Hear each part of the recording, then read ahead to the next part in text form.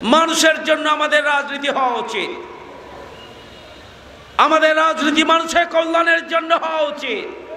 রাজনীতিবিদদের রাজনীতি যদি জনগণ নিয়ে হয় তাহলে ভালো সময়ে আসবেন আর ভোটের সময়ে আসবেন, আর সুখে দুঃখে মানুষের পাশে দাঁড়াবেন না। এটি গ্রহণযোগ্য হতে পারে না। জামাত ইসলামীকে যদি নিশ্চিহ্ন করতে হয় তাহলে জামাত ইসলামীর চাইতে উন্নত আদর্শ নিয়ে আপনাদেরকে রাজপথে আসতে হবে। আপনারা জানেন বাংলাদেশ জামাত ইসলামী সব সময় যেখানে কোনো বিপদ মুসিবত, যেখানেই দুর্ঘটনা, ভূমিকম্প, জলোচ্ছ্বাস, বন্যা, অতিবৃষ্টি এবং বৃষ্টির অভাব, অ্যাক্সিডেন্ট, রোড অ্যাক্সিডেন্ট, সব ক্ষেত্রেই, নৌকাডুবি, সব ক্ষেত্রেই জামাত ইসলামী বাংলাদেশ মানুষের পাশে গিয়ে দাঁড়ায়। সেখানে দল, মত, জাতি, ধর্ম, বর্ণ, গোত্র কোনোটাই জামাত ইসলামী বিবেচনা করে না। মানুষ হিসাবে মানুষের পাশে দাঁড়ানোর দায়িত্ববোধের জায়গা থেকেই মানুষ সেখানে ছুটে যায়। নিশ্চয় আপনারা খেয়াল করেছেন এখানে লক্ষ্মীপুর, ফেনী, নোয়াখালী, চাঁদপুর, কুমিল্লা, ব্রাহ্মণবাড়িয়া সত্র এলাকায় যে বন্যা হয়েছে, কোন জাতীয় নেতৃত্বকে জামাত ইসলামীর আমির ছাড়া আসতে দেখেছেন? দেখেন নাই।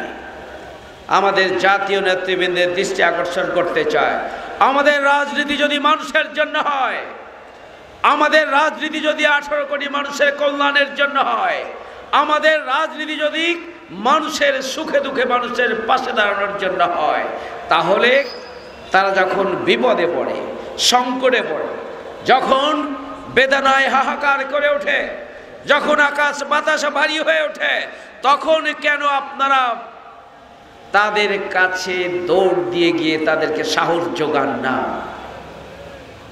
আমরা আপনাদেরকে দৃষ্টি আকর্ষণ করতে চাই, মানুষের জন্য আমাদের রাজনীতি হওয়া উচিত। আমাদের রাজনীতি মানুষের কল্যাণের জন্য হওয়া উচিত। রাজনীতিবিদদের রাজনীতি যদি জনগণ নিয়ে হয় তাহলে ভালো সময়ে আসবেন আর ভোটের সময়ে আসবেন, আর সুখে দুঃখে মানুষের পাশে দাঁড়াবেন না। এটি গ্রহণযোগ্য হতে পারে না। প্রিয় ভাইয়েরা আমার, জামাত ইসলামী বাংলাদেশ প্রতিষ্ঠা লগ্ন থেকেই মানুষের পাশে আছে। আমরা মানুষের পাশে ছিলাম।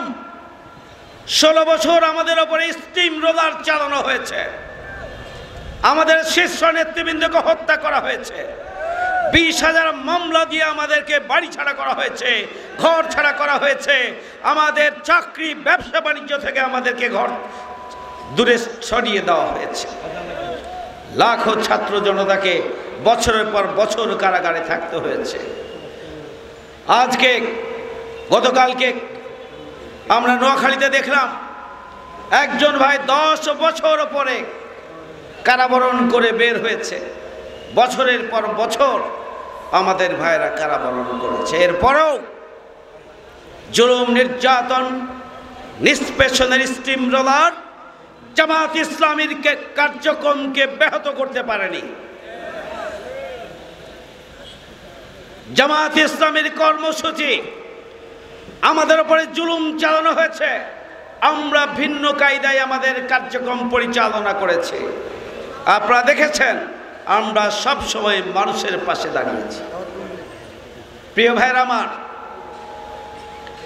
জামাত ইসলামের প্রতীক কেড়ে নেওয়া হলো, নিবন্ধন কেড়ে নেওয়া হলো, জামাত ইসলামীর শীর্ষ নেতৃবৃন্দকে হত্যা করা হলো, জামাত ইসলামের এই 16 বছরে 5 শতাধিক নেতাকর্মীকে হত্যা করা হলো।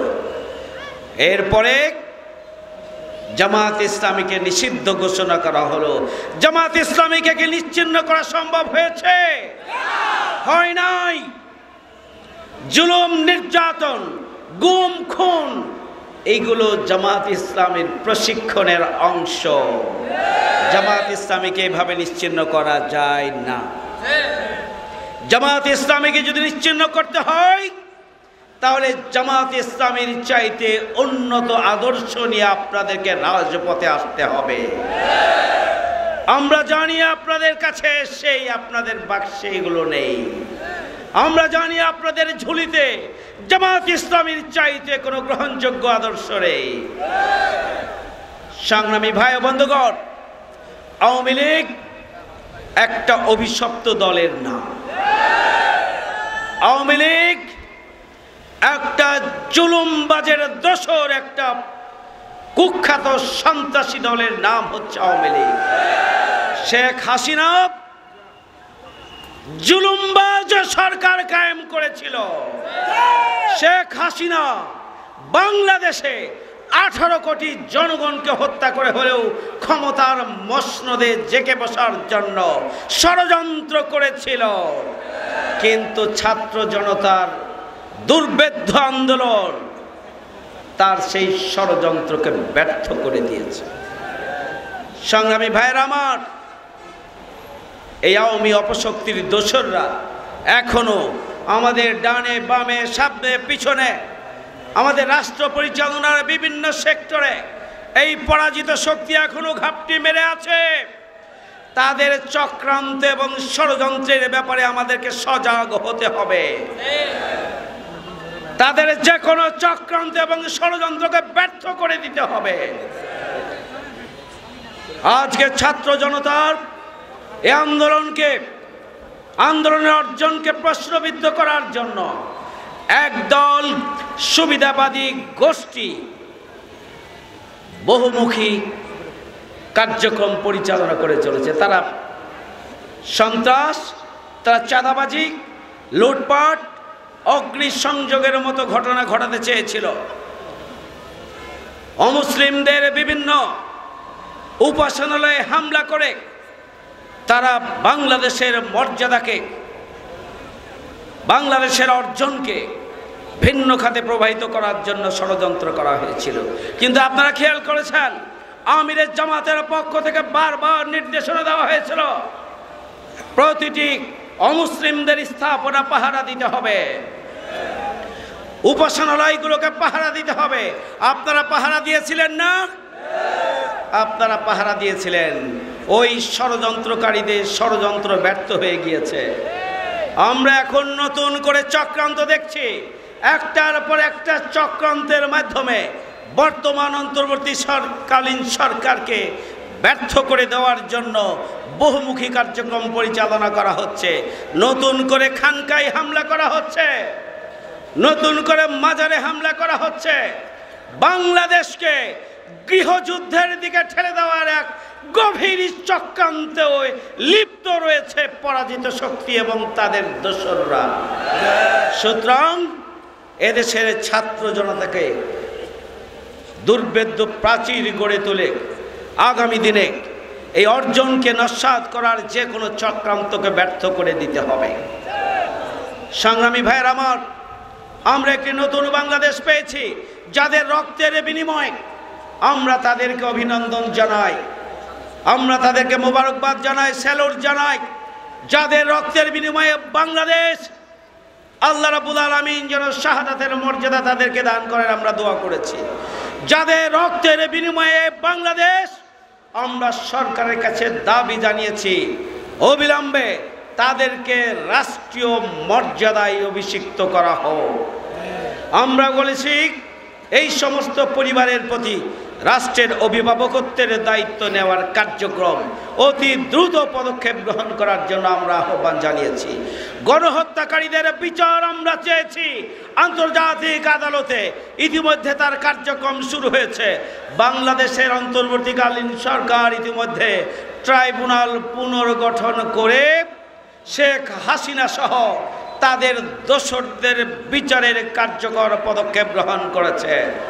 আওয়ামী লীগ, আমরা জানি কার উপরে ভর করে করে আপনারা নতুন করে রাস্তায় আসতে চাচ্ছেন। এই জাতি, এদেশের ছাত্র জনগণ সেটা পর্যবেক্ষণ করছে। আপনাদের সেই আশায় গুলে বাড়ি আগামী দিনে বাংলাদেশে আওয়ামী লীগের রাজনীতি করার কোনো অধিকার নেই। আওয়ামী লীগ গণহত্যাকারী দল, এই আওয়ামী লীগের রাজনীতি করার কোনো অধিকার নেই। সুতরাং যে পরিচয়ে আপনারা আসেন, এদেশের ছাত্র জনতা জাগ্রত আছে। এদেশের অন্তর্বর্তীকালীন সরকার ইতিমধ্যে বলে দিয়েছে তাদের বিচার সম্পন্ন না হওয়া পর্যন্ত কোন দলীয় কার্যক্রম বাংলাদেশের অনুমোদন করে নাই অন্তর্বর্তীকালীন সরকার। এই সরকারকে আমরা অভিনন্দন জানাই। সংগ্রামী ভাইয়েরা আমার, আসুন আমরা সবাই মিলে আমাদের প্রিয় বাংলাদেশকে গড়ে তুলি। আমরা সবাই মিলে কাঁধে কাঁধ মিলিয়ে হাতে হাত মিলিয়ে আমাদের যে অর্জন, সেই অর্জনকে ধরে রেখে একটি চূড়ান্ত সুখী সমৃদ্ধশালী আত্মনির্ভরশীল বসবাসযোগ্য একটি বাংলাদেশ প্রতিষ্ঠার জন্য আসুন সবাই মিলে আমরা ভূমিকা পালন করি। সে আহ্বান জানিয়ে সবাইকে আবারও ধন্যবাদ জানিয়ে আমার কথা এখানে শেষ করছি।